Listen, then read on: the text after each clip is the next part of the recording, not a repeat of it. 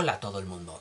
Este vídeo es una ampliación del vídeo original que hice de referentes que no ídolos Alan Moore hace ya unos cuantos años, que duraba unos 19 minutos. No sabía muy bien cómo plantear este vídeo. O sea, mayormente no sé si retirar el vídeo anterior y sustituirlo por este o dejar los dos. Porque igual hay gente que prefiere la versión abreviada de 19 minutos y este vídeo le resulta muy largo, mientras que otra gente pues sí prefiere este vídeo completo antes que la versión abreviada. Entonces no sé, de momento dejaré la versión anterior también disponible en mi canal, luego veré si la retiro para que todo el mundo se venga a este vídeo y ya se olvide del anterior, o no sé, ya veré qué hago. El caso es que, bueno, Alan Moore es probablemente el que encabeza mi lista de referentes que no ídolos. Entonces he pensado que se merecía un vídeo un poco más completo y detallado, contando más cosillas para que se pueda entender mejor su figura, sus obras y sus ideas. Entonces por eso quería rehacer el vídeo y por eso ha salido esta nueva versión del vídeo, que bueno, básicamente vendrían a ser, pues qué sé yo, unos 16 minutos del vídeo anterior más unos 13 del nuevo. Así que si no visteis el vídeo anterior, pues os animo a ver directamente este. Si visteis el vídeo anterior hace años y no os aburre volver a oír hablar de Moore, pues también os animo a ver este vídeo. En el pasado algunos vídeos sobre drogas ya había vuelto a subir versiones más ampliadas y tal, con referentes que no ídolos es la primera vez que lo hago, así que bueno, espero que os guste, y para celebrarlo tenemos una nueva intro de referentes que no ídolos. Hola a todo el mundo, en esta sección de mi canal de YouTube voy a hablar de mis referentes, de su biografía y de por qué los considero mis referentes. Y ojo que matizo y remarco que son referentes y no ídolos, porque no creo que sea sano idolatrar a nadie ni perder el culo por nadie famoso que nunca sabrá de tu existencia. Y el vídeo de hoy tratará sobre Alan Moore. Alan Moore nace el 18 de noviembre de 1953 en Northampton. Nace en una familia humilde, su calle está iluminada por farolas de gas todavía, y nace en una casa de protección oficial, una especie de casa de protección oficial victoriana que ofrecía el ayuntamiento a familias con pocos recursos a cambio de una renta muy baja. El baño de la casa, de hecho, está situado fuera, como si fuera el siglo XIX. Bueno, su casa está en los Burrows, que es el barrio más pobre de Northampton.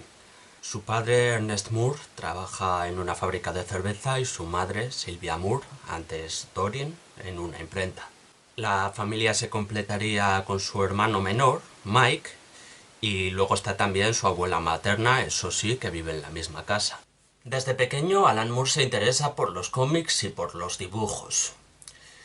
Un día, estando enfermo, con unos 10 años, le pide a su madre que le compre un cómic de Nighthawk, porque él no puede ir estando enfermo a la tienda, y le describe más o menos la portada para que su madre la pueda comprar, pero su madre no le trajo un cómic de Nighthawk, sino el Fantastic Four número 3, que también encaja con la descripción que Alan Moore dio de esa portada, que sería en un grupo de hombres uniformados y tal. A partir de ahí, leyendo ya los cómics de Marvel, Alan Moore se aficionó todavía más y eso expandió su imaginación bastante. O sea, realmente para la época los cómics de Fantastic Four de Stan Lee y Jack Kirby eran brillantes, con algunos altibajos, pero brillantes. Desde su infancia y preadolescencia ya es un chaval un poco peculiar. Por ejemplo, es miope pero no lleva gafas porque opina que le quedarían mal. Y para poder hacer esto, pues usa un truco mnemotécnico para aprenderse en un momento todas las letras que le enseñaba el oculista y así poder fingir que las ve. También parece, si he entendido bien que parte de su novela Jerusalén es totalmente autobiográfica, que trabaja bastante durante su infancia en superar todos sus miedos para poder no tener miedo a nada. Los métodos para hacerlo son un poco bruscos. Por ejemplo, superar su miedo a las alturas saltando desde un tejado y no matándose de milagro, o superar su miedo al agua yendo a bucear y atascando su brazo a propósito en el fondo hasta estar seguro de superar ese miedo. Conforme va entrando en la adolescencia, Alan Moore empieza a contactar con otra gente interesada en el mundillo del cómic. Se hace amigo del también autor Steve Moore, que comparten apellido por pura casualidad, no es que sean familia ni nada, pero comenzarían una larga amistad. De la mano de Steve Moore, Alan también se sumerge un poco más en el mundillo underground, en los cómics más satíricos, con más crítica política, etc. El primer trabajo de Alan Moore publicado es un dibujo en la revista Cyclops en 1969. Dibuja con un estilo muy underground debido a las influencias que ha tenido estos últimos años y vamos, aquí podemos ver el estilo de dibujo que tenía. A los 17 años, sin embargo, Moore es expulsado del instituto por traficar con LSD. No os preocupéis, o sea, aunque no pudiera seguir estudiando cursos reglados, se iba a la biblioteca y devoraba libros, está claro que aprendió por sí mismo y tiene un bagaje cultural enorme. También seguiría en contacto con la LSD, consumiéndola, que sepamos no volvió a traficar, pero sí consumiría LSD ocasionalmente. Y la peor parte es que tuvo que ponerse a buscar trabajos de mierda. Uno de estos trabajos, por ejemplo, es en un matadero, sacando pieles de oveja de cubas llenas de sangre y excrementos. Entre los compañeros jugaban a tirarse testículos. Alguna vez ha dicho que esto le influyó en su decisión posterior de hacerse vegetariano. No sé si esa parte es sarcástica o no, pero bueno, sí que se hizo vegetariano, eso es verdad. Después del matadero, también trabaja de mozo de almacén o de portero de hotel. En sus tiempos libres, además de dibujar, empieza a escribir o componer música. Se involucra en el The Arts Lab de Northampton. Los Arts Lab eran una especie de organizaciones juveniles autogestionadas de la época. Se reunían todo tipo de artistas de todo tipo de disciplinas a hacer lo que les apeteciera. Moore dice que esta es la única organización a la que le ha gustado pertenecer en toda su vida. Con solo 20 años se casó con su novia, Phyllis, a la que había conocido en un cementerio, porque, como veis, Moore es un tipo un poco peculiar, así que tampoco podía conocer a su novia de una manera normal, parece ser. Se casó y continuó con lo suyo hasta que Phyllis quedó embarazada de la primera hija de Alan Moore. De la dificultad para llegar a fin de mes, Moore decide ponerse en serio con el tema de los cómics y ver si puede ganar dinero de ahí. Durante esta época utiliza varios seudónimos, escribe una tira llamada Maxwell the Magic Cat para el periódico, y continúa avanzando un poco en el mundillo, pero poco a poco se da cuenta de que no da lo bastante de sí. O sea, no se ve capaz de escribir y dibujar a un nivel como para mantenerse sobresaliente como artista del cómic. Entonces decide dejar el dibujo y dedicarse solo a escribir, lo que es curioso porque eso, su primer trabajo publicado fue precisamente un dibujo, no escritura, pero a partir de este momento ya deja el dibujo y se dedica a escribir. La obra de Moore es extensísima, durante buena parte de su carrera ha guionizado varios cómics al mes, así que bueno, voy a intentar hablar de las obras más destacables, pero que sepáis que hay muchas más. Por esta época es contratado por la rama británica de Marvel, donde guioniza como licencias series como Star Wars o Doctor Who. También trabaja para la revista 2000 AD, donde escribe obras como DR y Quinch. Durante este tiempo también tiene una segunda hija, Amber. La mayor es Lea y la pequeña es Amber. Después pasa a la más popular revista Warrior. Ahí ya se empiezan a publicar obras un poco más serias. En esta época Alan Moore escribe Marvel Man, que después sería reeditado como Miracle Man por temas de derechos precisamente con Marvel, y también empieza a escribir V de Vendetta, un cómic con bastante contenido político y bastante conciencia antifascista, vamos. A Moore le interesa la política y es de una opinión bastante libertaria y antifascista, sobre todo. Tampoco le gusta mucho el capitalismo. Alan Moore se mueve por ese rango de anarquismo, comunismo libertario, etc. Bueno, o sea, él se define como anarquista, aunque a veces aprueba la influencia positiva del Estado en algún aspecto.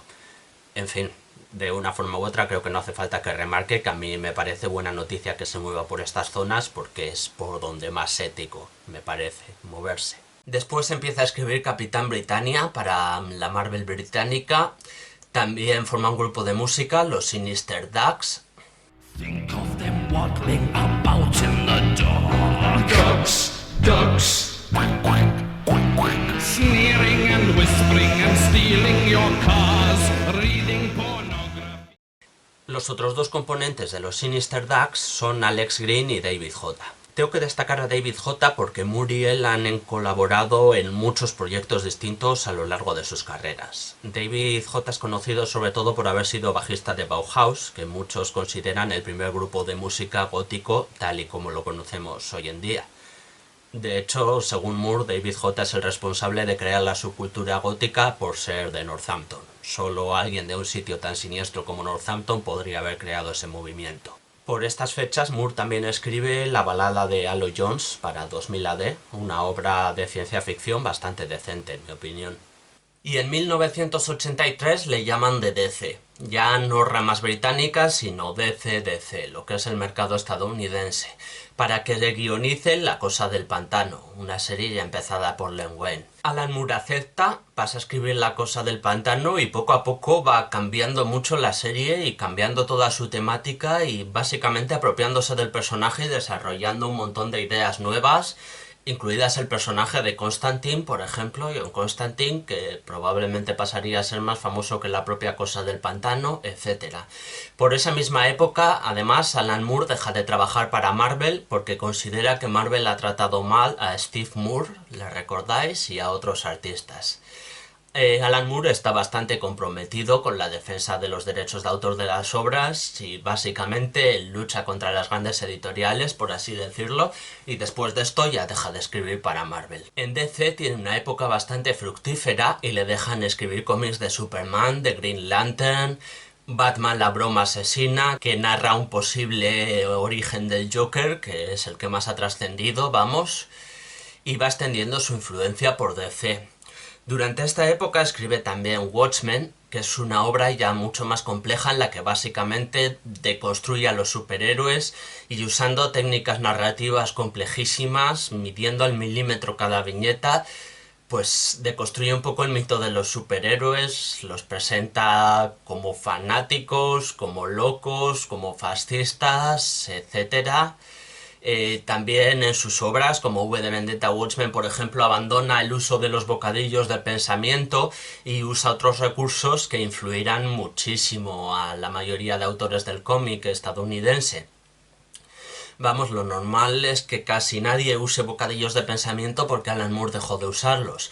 Tiene fama además de crear guiones complejísimos en los que se pasa páginas describiendo una sola viñeta. Su obra es muy densa y yo creo que ya aquí empieza a trascender como el mejor guionista de cómics del mercado en ese momento. Watchmen arrasa, tiene muchísima influencia y es considerado una obra maestra. Y así seguirá, vamos, o sea, básicamente se convierte en una estrella del cómic, va planeando también el próximo maxi crossover de DC, pero por esta época Moore también tiene problemas con DC. Y de la misma forma que abandonó Marvel porque consideraba que no respetaba los derechos de sus autores, pues también abandona DC y se compromete a dejar de escribir para DC. Ya va por su cuenta y digamos que se aparta un poco de las cámaras y deja ese rollo de estrella del cómic que tenía apartado un poco de lado, un poco. Curiosamente, toda la etapa de Moore en los cómics, digamos, mainstream, en DC, pues apenas fueron 6 o 7 años de su carrera y sin embargo es recordadísimo por ello y mucha gente le considera el mejor guionista de cómics, que tienen razón, solo por esa etapa y por unas pocas obras más, vamos. Es que cambió para siempre el mundo del cómic, inspiró a muchos otros guionistas a los que de hecho también he dedicado vídeos en esta sección, como Neil Gaiman o Warren Ellis, con quienes tenía buena relación, o Grant Morrison, con quien, digamos, su relación ya no era tan buena. Durante esta época Alan Moore tiene otros proyectos. Se dedica también a guiones de cine, a relatos cortos, empieza a trabajar en su primera novela, La voz del fuego.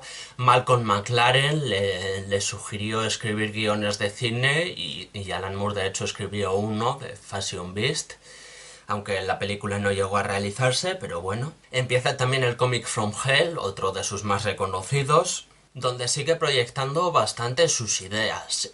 Alan Moore tiene ciertas ideas constantes que va dejando relucir en casi todas sus obras.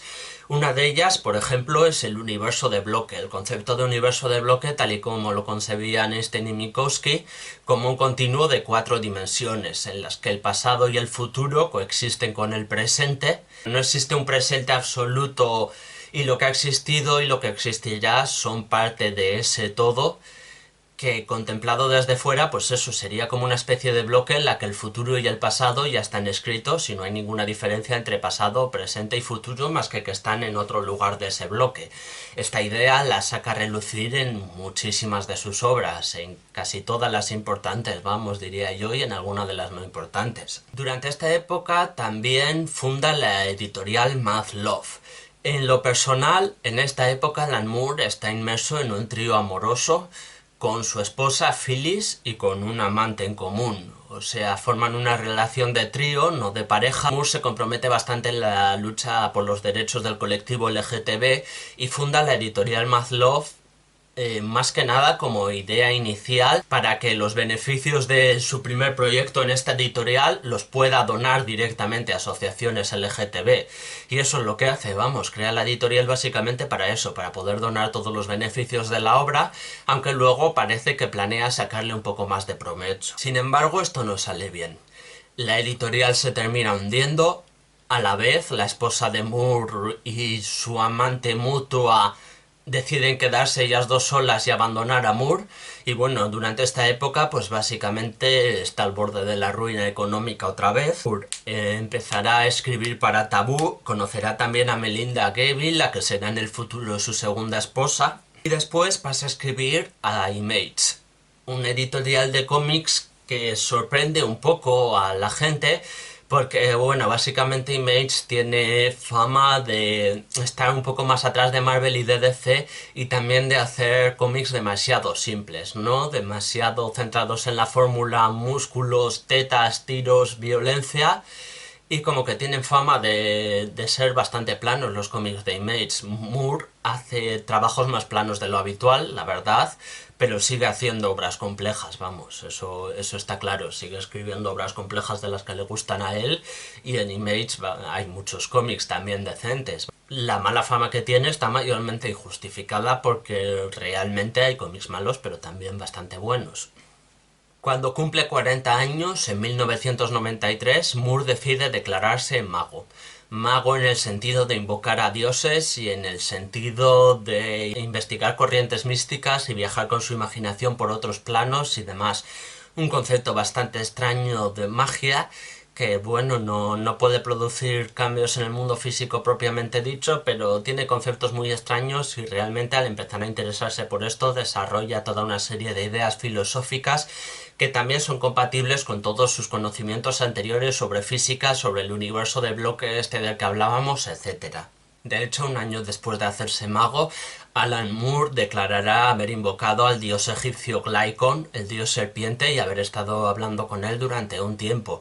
Todo esto sin LSD, ¿eh? Hemos mencionado antes que Alan Moore consumía alucinógenos, pero esta parte la hace sin alucinógenos. Luego por fin publica La voz del fuego, que como he dicho antes empezó a escribir unos cuantos años atrás.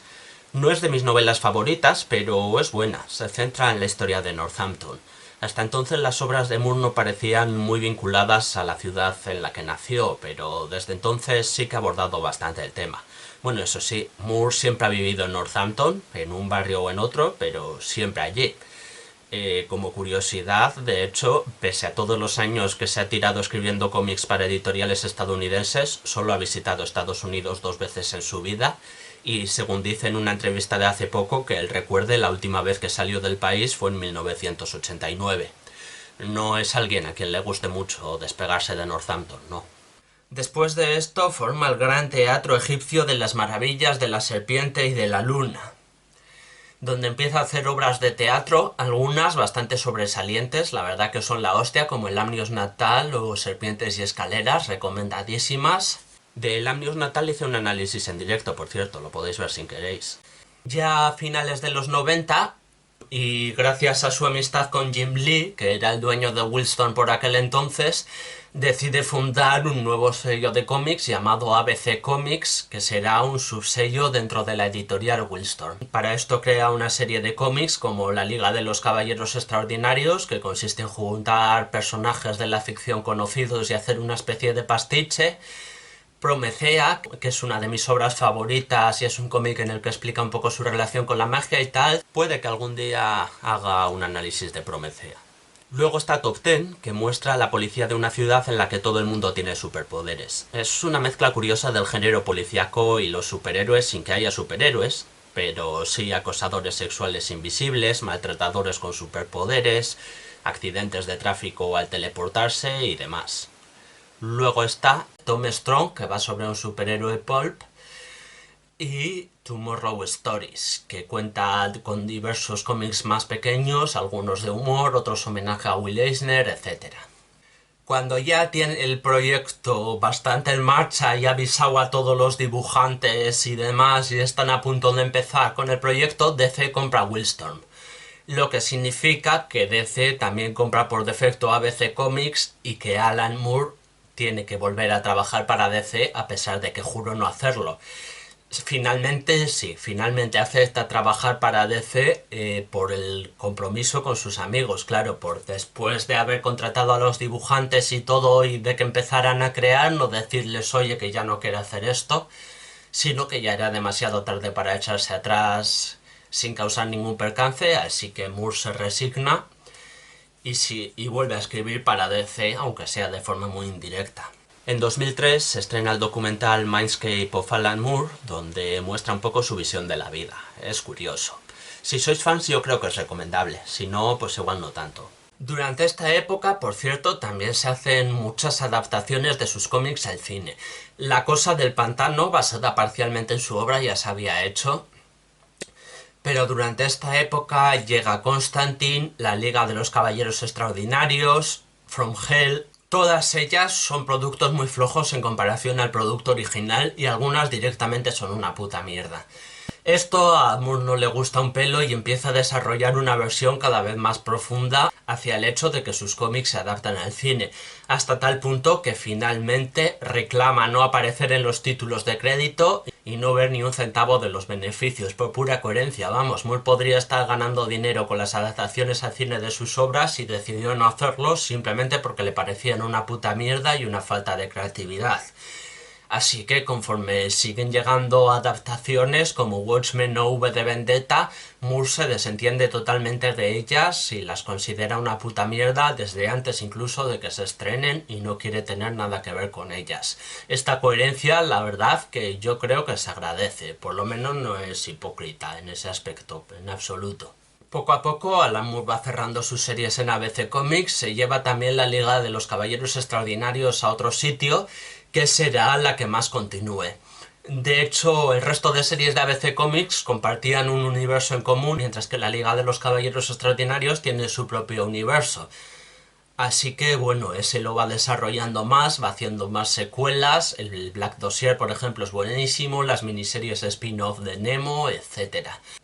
Y luego vuelve también a temas que ha tratado a lo largo de su obra, como Lovecraft, creando una especie de universo, mezclando obras suyas como The Courtyard, Neonomicon o Providence, y creando una especie de universo en homenaje a Lovecraft. Estos serán los dos últimos cómics que escriba Alan Moore, la Liga de Caballeros Extraordinarios por un lado y el tema del universo de Lovecraft por otro. Después de esto ya decide retirarse del mundo del cómic.